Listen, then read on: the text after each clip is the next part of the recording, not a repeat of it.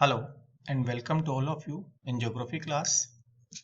हम लोग चर्चा कर रहे थे पर्वत निर्माण सिद्धांत माउंटेन बिल्डिंग थ्योरीज पर, जिसके अंतर्गत हमने सबसे पहले कोबर के पर्वत निर्माण सिद्धांत के बारे में बात की, जिसके अंतर्गत कोबर ने यह बताया था कि पर्वतों का जो निर्माण है वो भूसन्नति से हुआ है और उन्होंने पर्वत निर्माण की 3 अवस्थाएं बतलाई थी: भूसन्नति अवस्था, पर्वत निर्माण की अवस्था और पर्वत विकास की अवस्था। लिथोजेनेसिस, ओरोजेनेसिस एंड ग्लिप्टोजेनेसिस, ये उन्होंने 3 अवस्थाएं बतलाई थी।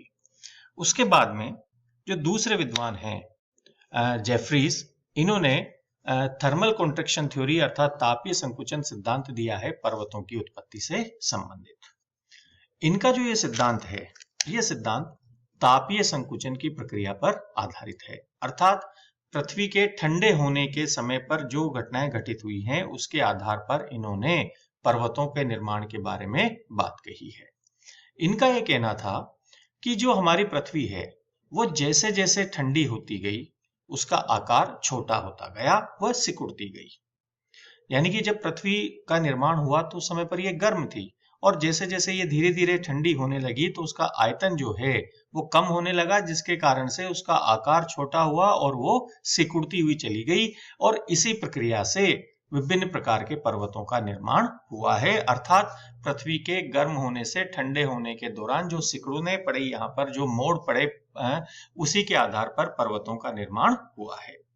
इन्होंने एक उदाहरण ये दिया कि जैसे अगर हम बात करें सेब अर्थात एप्पल, तो एप्पल के सूखने पर भी, यदि हम अपने घर पर भी प्रैक्टिकल देख सकते हैं कि यदि एप्पल रखा हुआ है और वो जब सूख भी जाता है तो भी उसका छिलका उससे अलग नहीं होता, बल्कि में उसमें वहां पर सिकुड़ने पड़ जाती है और वो भीतर के भाग से ही चिपका रहता है। यानी कि जहां से एप्पल कोई खराब हो रहा होता है वहां पर भले ही कोई गड्ढा सा पड़ जाता है, लेकिन उसका जो छिलका है वो अलग नहीं होता, उस पर सिकुड़ने पड़ जाती है। तो उन्होंने भी इसी चीज को उदाहरण के रूप में लेते हुए बताया कि पृथ्वी पर इसी प्रक्रिया के कारण से आंतरिक भाग जो है उसके ऊपर, जो ऊपर का जो भाग रहा है उसके अंदर सिकुड़ने पड़ जाने से ही पर्वतों का निर्माण हुआ है। इन्होंने भी ये कहा है कि पृथ्वी जो कि सकेंद्रीय परतों की बनी है, इनके ठंडे होने और सिकुड़ने से पर्वतों का निर्माण हुआ है। जैसा कि इन्होंने बताया कि पृथ्वी के आंतरिक भाग में इन्होंने बताया कि 3 परतें पाई जाती हैं। सबसे ऊपर की परत जो तीव्र गति से ठंडी होकर के सिकुड़ रही है, जैसे ये हम यहाँ पर देख सकते हैं, ये हमारी पृथ्वी जैसे जैसे ठंडी होने लगी, ये 3 परतें इसके अंतर्गत बनी। तो ये जो ऊपर की परत है, ये ऊपर की परत तीव्र गति से ठंडी होकर के सिकुड़ रही है, अर्थात ये संकुचित परत है। और जो परत आंतरिक भाग से सटी हुई है वो तनाव युक्त परत है। और इन दोनों के बीच में ये जो भाग है जो कि तनाव और संकुचन के प्रभाव को ये सम कर रहे हैं, इक्वल मेंटेन करने का प्रयास कर रही हैं, ये परत है तनाव मुक्त परत। तो जब पृथ्वी की जो ऊपरी परत है ये विकिरण के द्वारा, पार्थिव विकिरण के द्वारा तीव्र गति से ये ठंडे होने की सीमा तक पहुंच गई और ठंडी होने की सीमा तक इसके ऊपरी भाग तो ठंडा हो गया, लेकिन ये आंतरिक भाग जो था वो ठंडे होने के क्रम में था, जिसके कारण से ये जो ऊपर की परत है अपने आप को इस परत के साथ व्यवस्थित करने के लिए इस प्रकार से ये मोड़ों के अंतर्गत परिवर्तित हो गई। अब इसके विपरीत जो कि तनाव युक्त परत है वो यद्यपि संकुचन के प्रभाव में तो है, लेकिन आंतरिक परत से ये सामंजस्य बनाए रखने के लिए ये वाली परत पतली होकर के फैलती रहती है। अब ये जब परत पतली होकर के फैलती रहती है तो धीरे धीरे एक सीमा के बाद में ये परत टूट जाती है और टूट जाने के कारण से पृथ्वी के आंतरिक भाग से लावा या ऊर्जा जो है वो बाहर निकलती है और ये जो ऊपर की परत पर जो मोड़ पड़ गए थे, इन मोड़ों के ऊपर वो धक्का लगाती हुई उन्हें ऊपर उठा करके वो पर्वतों के रूप में परिवर्तित कर देती है। अर्थात अगर हम देखें तो जो ऊपर की परत इस प्रकार से जिसमें सिकुड़ने पड़ी हुई थी, वहां पर आंतरिक परत जो ये पतली होकर के फैल रही थी संकुचित के प्रभाव को बनाए रखने के लिए, लेकिन धीरे धीरे ये एक हिस्से पर आकर के टूट जाती है। जैसे अगर हम मान लें ये यहाँ से आकर के ये टूट गई, टूटने से आंतरिक भाग की जो ऊर्जा है वो बाहर लावा के रूप में निकल करके इधर आई और इन्होंने इस पर्वत को यहाँ से उठा करके ऊपर और उठा दिया। तो इस प्रकार से इन्होंने पर्वतों का निर्माण बताया है। तो जेफरीज ने तापीय संकुचन सिद्धांत के आधार पर पर्वतों के निर्माण के बारे में बात की है। लेकिन यदि हम देखते हैं तो इनके सिद्धांत की भी काफी अधिक आलोचना हुई है। कि पहली आलोचना तो इन्होंने इनकी यही की जाती है कि ये जो संकुचन बल है ये पर्वत निर्माण के लिए पर्याप्त नहीं है। इनका जो सिद्धांत है वो रॉकी और एंडीज की उत्पत्ति तो स्पष्ट कर देता है, लेकिन आल्प्स और हिमालय की उत्पत्ति को ये स्पष्ट करने में असमर्थ है। इनके अनुसार तो धरातल पर सभी जगह पर पर्वत होने चाहिए, लेकिन हम ऐसा देखते हैं कि धरातल पर पर्वतों का एक निश्चित क्रम या निश्चित श्रृंखलाएं पाई जाती हैं। इन सिद्धांत के अनुसार पर्वतों पे तो कोई निश्चित प्रणाली नहीं होती, लेकिन भूतल पर हम देखते हैं कि निश्चित प्रणाली के रूप में पाए जाते हैं। जैसे कि हिमालय एक अपने आप में पूरी श्रृंखला है, चाहे रॉकी पर्वत श्रृंखला हो, चाहे एंडीज हो, चाहे यूराल हो या अरावली हो, जिस किसी भी प्रकार की हम बात करें वो सब एक निश्चित प्रणाली के रूप में फैले हुए हैं। वहीं धरातल के नीचे रेडियो एक्टिव पदार्थों की उपस्थिति पाई जाती है, जिसके कारण से पृथ्वी के ताप में कमी भी संभव नहीं होती है। ये इनके सिद्धांत की आलोचनाएं की जाती हैं। हमें यह ध्यान रखना है कि जेफरीज ने जो पर्वत निर्माण सिद्धांत, यहां पर मैं एक बार पुनः स्पष्ट कर देना चाहूंगा कि पर्वत निर्माण का अर्थ यहाँ पर केवल वलित पर्वतों की उत्पत्ति से लेकर के ही है। चाहे हमने कोबर का सिद्धांत पढ़ा है, चाहे हम जेफरीज की बात कर रहे हैं या आने वाले और भी सिद्धांत के अंदर हम बात करेंगे, तो पर्वत का अर्थ यहाँ पर वलित पर्वतों से ही है। क्योंकि पर्वत कई प्रकार के होते हैं, लेकिन ये जो सिद्धांत हैं ये वलित पर्वतों की उत्पत्ति से ही संबंधित हैं। इसके बाद में अगला जो सिद्धांत आता है वो आता है संवहन तरंग सिद्धांत, जो कि होम्स के द्वारा दिया गया है, कन्वेक्शन करंट थ्योरी। इन्होंने अपना ये जो सिद्धांत है ये 1928-29 में दिया। इन्होंने पृथ्वी की आंतरिक संरचना को दो परतों के अंदर विभक्त किया। एक तो है ऊपरी मंडल, निचला मंडल, जिसे कि इन्होंने क्रस्ट और अधः स्तर के नाम से संबोधित किया। क्रस्ट का अर्थ सियाल से है और अधः स्तर का अर्थ सीमा से है। इनका यह मानना था कि भूगर्भ के अंदर रेडियो एक्टिव पदार्थ जो हैं वो उनकी उपस्थिति है। जैसे हम यहाँ पर देखें, ये जो आंतरिक भाग है यहाँ पर रेडियो एक्टिव पदार्थों की उपस्थिति होने के कारण से ताप अधिक होता है, और ताप अधिक होने के कारण से यहाँ पर संवहनिक धाराओं की उत्पत्ति होती है। ये इस प्रकार से ताप के कारण से संवहनिक धाराएं चल रही हैं। तो जब ये जो धाराएं हैं संवहन तरंगे इस प्रकार से ये धरातल के ऊपर की ओर आती हैं, और जहां पर ये संवहन तरंगे इस प्रकार से ऊपर की ओर आती हुई एक दूसरे से की ओर जब ये मुड़ करके इस प्रकार से आ जाती हैं, तो उस समय पर जब ये यहां से नीचे की ओर चलती हैं तो उसके कारण से धरातल पर खिंचाव होता है, और खिंचाव होने के कारण से वहां पर ऊपर का जो हिस्सा है ये परपटिका, ये भी नीचे की ओर धंसने लगता है, जिससे कि यहाँ पर भूसन्नति का निर्माण होता है। तो ये हम देख सकते हैं ये एक भूसन्नति का निर्माण यहाँ पर हुआ है।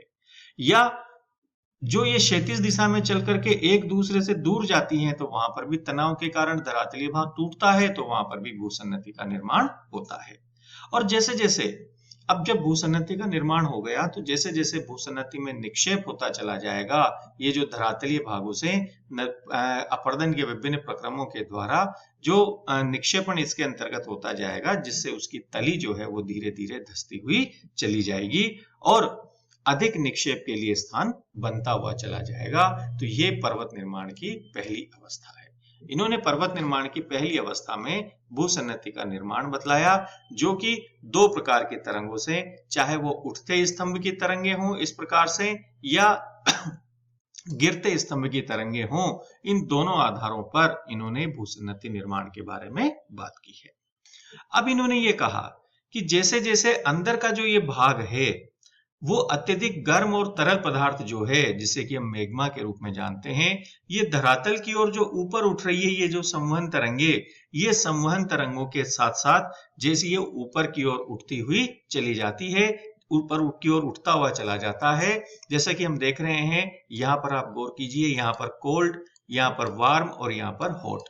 अर्थात ऊपर के भाग पे तो ये संवहन तरंगे ठंडी है, नीचे गर्म है और उसके नीचे और अधिक गर्म है। अब इसके अंतर्गत ये यहां से इसका क्रम बदलता जा रहा है। ये कोल्ड अब यहां पर आ गया, वार्म इधर आ गया, हॉट इधर आ गया, वेरी हॉट इधर आ गया। तो इस प्रकार से अब ये जो प्रक्रिया है वो ये चलती रहती है लगातार, जिसके कारण से नीचे का जो पदार्थ है वो तो ऊपर की ओर आने लगता है, वहीं जो यहाँ पर जो पदार्थ जमा था वो भारी और ठोस पदार्थ भूगर्भ की ओर चलने वाली संवहनिक धाराओं के साथ भूगर्भ के अंतर्गत इस प्रकार से नीचे की ओर बैठता हुआ चला जाता है।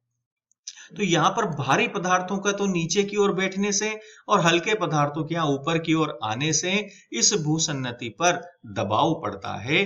दबाव पड़ने के कारण से भूसन्नति का जो मलबा है ये इस प्रकार से ऊपर उठ करके ये मोड़ों के रूप में परिवर्तित हो जाता है, अर्थात पर्वतों का निर्माण होने लगता है।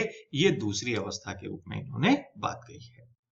अब जैसे जैसे तीसरी अवस्था में इन्होंने बताया कि जैसे जैसे ऊपर का ठंडा पदार्थ भूगर्भ की ओर आता चला जाता है, इन संवहनिक धाराओं की गति भी मंद हो जाती है और दृढ़ खंड जो हैं उनका दबाव भी कम हो जाता है, जिसके कारण से पर्वतों की जो जड़ों हैं उनके अंदर भारी पदार्थ पहुंच जाते हैं, जिसके कारण से पर्वतीय भाग जो है वो संतुलन की स्थिति अर्थात समस्थिति या समतोलन के कारण से वो ऊपर उठने लग जाते हैं। तो इसको इन्होंने पर्वत विकास की अवस्था के रूप में बतलाया है। तो होम्स ने पर्वत निर्माण की जो प्रक्रिया बतलाई वो 3 स्टेज के अंदर बतलाई। प्रथम स्टेज के अंदर फर्स्ट स्टेज में इन्होंने भूसन्नति के निर्माण की प्रक्रिया बतलाई। सेकंड स्टेज के अंदर इन्होंने भूसन्नति से पर्वतों के निर्माण के बारे में बात कही और थर्ड स्टेज में इन्होंने पर्वतों के विकास के बारे में बात कही है, जिसके पीछे पृथ्वी के आंतरिक भाग से ये चलने वाली जो ये संवहन तरंगे हैं, इन संवहन तरंगों के कारण से ही इन्होंने पर्वतों का निर्माण बतलाया है। यहाँ पर हम इन तीनों डायग्राम से ये आसानी से स्पष्ट तौर पर समझ सकते हैं कि किस प्रकार से हम यहाँ पर देखें एक बार पुनः कि ये कोल्ड, वार्म, हॉट और वेरी हॉट, इनका जो क्रम है वो इस प्रकार से आगे की ओर बढ़ता हुआ चला जा रहा है। कोल्ड यहाँ पर आ गया, वार्म इधर चला गया, फिर इसी प्रकार अगली स्टेज के अंदर कोल्ड इधर, वार्म इधर, हॉट इधर और वेरी हॉट इधर आकर के चला गया। तो ये धीरे धीरे ये जो प्रक्रिया चल रही है लगातार चलती रहती है, जिसके कारण से पर्वतों का विकास होता रहता है। ये बात होम्स ने अपने सिद्धांत के अंतर्गत समझाई है।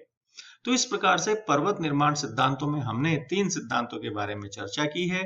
पहला है कोबर का पर्वत निर्माण सिद्धांत, दूसरा है जेफ्रीज का तापीय संकुचन सिद्धांत, फिर उसके बाद में हमने बात की है होम्स के संवहन तरंग सिद्धांत पर। तो ये बात हम लोगों ने यहाँ पर जानी है कि धरातल पर वलित पर्वतों का निर्माण किस प्रकार से हुआ है।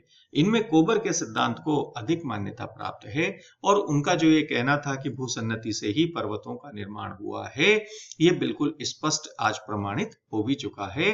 अगर थोड़ा सा कहीं पर कोई समस्या आती है तो वो निर्माण की प्रक्रिया को लेकर के बात कही जा सकती है, जिस पर प्लेट टेक्टोनिक थ्योरी ने, प्लेट विवर्तनी के सिद्धांत ने विस्तार से प्रकाश डाला है, जिसके बारे में हम पहले भी जानकारी प्राप्त कर चुके हैं।